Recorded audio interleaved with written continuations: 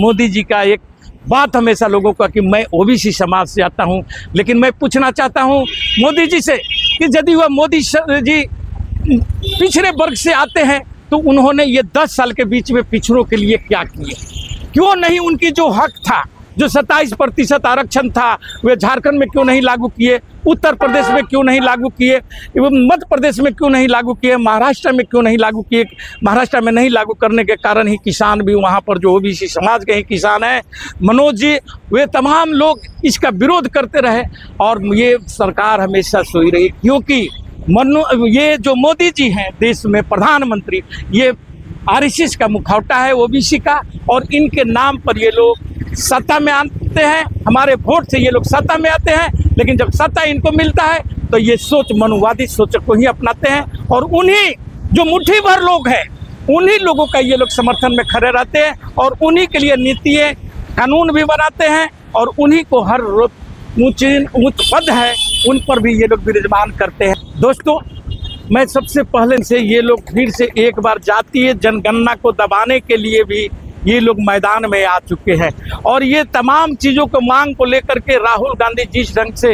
मुखर हुए हैं, इससे घबरा करके कल संघ ने भी जो जिस ढंग की अपनी बात रखी है उससे यही साबित होता है कि वह एक तरफ डर करके वे जातीय जनगणना की बात तो करती है, लेकिन दूसरी तरफ यही बात वो दोहरा देती है कि इससे जातीय उन्माद फैलेगा। लेकिन मैं पूछना चाहता हूं कि यदि जातीय उन्माद फैलेगा, जातीयता बढ़ेगी, तो इसको रोकने के लिए ये लोग कोई कठोर कदम क्यों नहीं उठा रहे हैं? क्यों नहीं इस छुआछूत को मिटाने का ये लोग प्रयास कर रहे हैं? क्यों नहीं रोटी बेटी का संबंध, चाहे SC ST सवर्ण हो या ओबीसी हो, इन तमाम लोगों में यदि जातियां नहीं है, जो कि बीजेपी के तमाम नेता, यहाँ तक कि मोदी जी बार बार ये बात बोलते हैं कि भारत में जाति नहीं है, गरीब है, तो जाति नहीं है तो फिर एक जाति को दूसरे अदर जातियों में शादी ब्याह या लड़के लड़कियां कर लेते हैं, तो उसके साथ में क्यों पेरेंट्स किलिंग का काम होता है और उसको क्यों नहीं रोका जाता है? इस पर कोई क्यों नहीं कानून ये लोग बनाते हैं? मुख्य उद्देश्य होता है कि यहाँ पर मनु विधान को किस ढंग से लागू किया जाए और इसी के लिए ये लोग हमेशा तत्पर रहते हैं और हमेशा के सदियों से ही ये लोग मनुवादी विचारधारा के पर चलना चाहते हैं। इसी का नतीजा था कि जब देश आज़ादी की जंग लड़ रहा था तो इनके तमाम नेता, चाहे विश्व हिंदू परिषद हो, RSS हो या अन्य जो हिंदू संगठन थी, वे तमाम लोग सुभाष चंद्र बोस से लेकर के नेहरू और महात्मा गांधी का ये लोग विरोध करते रहे और उनके विचार, क्योंकि नेहरू और महात्मा गांधी का ही धर्मनिरपेक्षता की जो नीति थी, वे सभी समाजों को समाजवादी सोच ये लोग रखते थे और उसी पैटर्न पर देश का संविधान बनाने के लिए डॉक्टर भीमराव अंबेडकर को, जो कि हमेशा दलित, पिछड़ों, वंचित समाज को लेकर के आगे बढ़े थे और अंग्रेज के समय में भी वो हमेशा ये मांग करते रहे, इसलिए उनको संविधान को दिया गया। लेकिन ये लोग जो नारा लगाए 400 पार का जो ये लोग नारा लगाए थे ताकि ये लोग संविधान को बदलने के लिए, लेकिन हमारे देश की जनता जो वंचित समाज है वे इनकी मंशा पर पानी फेरने का जो काम किया है, एकजुट होकर के जो पानी फेरा गया, फिर भी मोदी पर ही भरोसा जताए, क्योंकि मोदी जी का एक बात हमेशा लोगों का कि मैं ओबीसी समाज से आता हूं। लेकिन मैं पूछना चाहता हूं मोदी जी से कि यदि वह मोदी जी पिछड़े वर्ग से आते हैं तो उन्होंने ये 10 साल के बीच में पिछड़ों के लिए क्या किए? क्यों नहीं उनकी जो हक था, जो 27% आरक्षण था, वे झारखंड में क्यों नहीं लागू किए, उत्तर प्रदेश में क्यों नहीं लागू किए, मध्य प्रदेश में क्यों नहीं लागू किए, महाराष्ट्र में क्यों नहीं लागू किए? महाराष्ट्र में नहीं लागू करने के कारण ही किसान भी वहाँ पर जो ओबीसी समाज के ही किसान हैं, मनोज जी, वे तमाम लोग इसका विरोध करते रहे और ये सरकार हमेशा सोई रही, क्योंकि ये जो मोदी जी हैं देश में प्रधानमंत्री, ये RSS का मुखौटा है ओबीसी का, और इनके नाम पर ये लोग सत्ता में आते हैं, हमारे वोट से ये लोग सत्ता में आते हैं, लेकिन जब सत्ता इनको मिलता है तो ये सोच मनुवादी सोच को ही अपनाते हैं और उन्हीं जो मुट्ठी भर लोग हैं उन्हीं लोगों का ये लोग समर्थन में खड़े रहते हैं और उन्हीं के लिए नीतियाँ कानून भी बनाते हैं और उन्हीं को हर उच्च पद है उन पर भी ये लोग विराजमान करते हैं। इसी के लेकर के जब राहुल गांधी सवाल उठाए थे कि जो हमारा सेक्रेटरिएट है उसमें 80 से 90 जो सेक्रेटरी है उसमें हमारे इस वंचित समाज से कितने लोग हैं जिससे भी भाजपा भी तलमिलाई, और भाजपा को तिलमिलाहट का कारण हुआ कि राहुल गांधी को दंड के रूप में उनका सदस्यता तक छीन लिया, उनका घर तक छीन लिया। लेकिन फिर भी राहुल गांधी रुकने का नाम नहीं ले रहे हैं, इनकी पकड़ में नहीं आ रहे हैं, और इसलिए अब ये लोग हथियार डाल चुके हैं। लेकिन अब आरएसएस की जो मीटिंग में आया ये बात को, वहाँ पर भी वे लोग